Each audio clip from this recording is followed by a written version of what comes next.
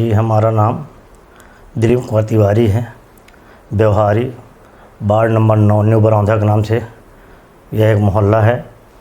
और मैं सतगुरु साईं बाबा जी की शरण में करीब 2 वर्षों से लगातार यहाँ आ रहा हूँ। पहली बार आया चिरौंजी लाल चंचलानी जी हैं, उनके साथ मैं सत्संग में व्यवहारी में ही जुड़ा था और गुरुद्वारा वगैरह आया जाया करता था। एक बार कहे कि चलिए गुरु जी से मिलना है, आप भी हमारे यहाँ चलिए देखो। तो उनके साथ में अचानक चला आया और जब मैं यहाँ आया तो दरबार अच्छी काफ़ी खूब भीड़ थी। उस समय रक्षाबंधन का समय भी था जब मैं पहली बार आया था। तो देखा, भीड़ भी देखा, प्रवचन देखा, गुरु जी की मुखबाणी भी सुनी है मैंने।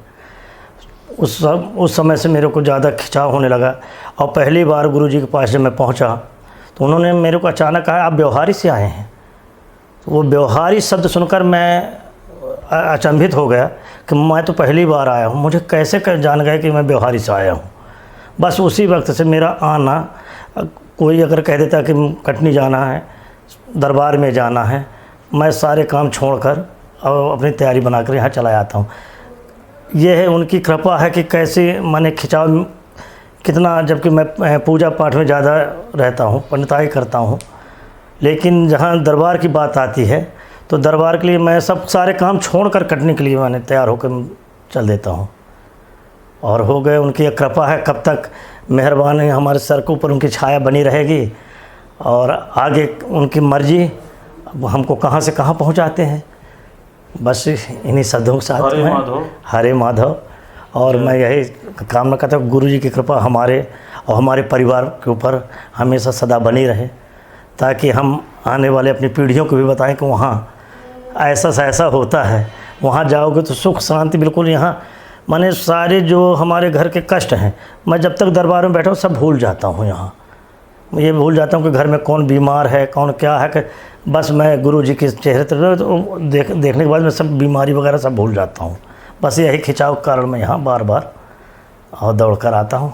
हरे माधव। हमारा नाम संजय सिंह है, हम आए हैं व्यवहारी से और हमारे साथी हैं चिरौंजी लाल चंचलानी जी। ये पहले पार्षद रहे, पार्षद के बाद हमारा इनका साथ हुआ था।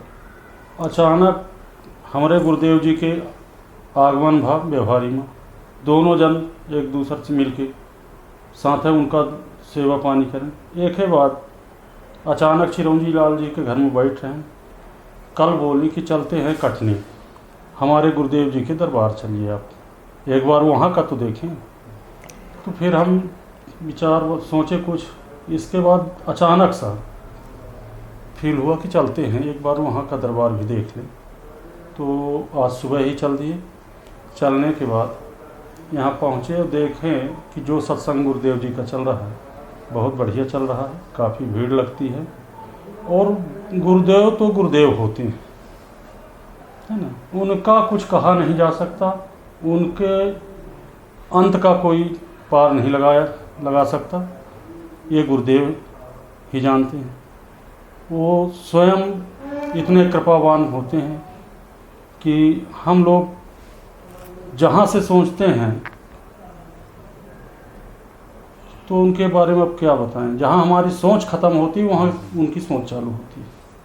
तो ऐसे गुरुदेव जी को हरे माधव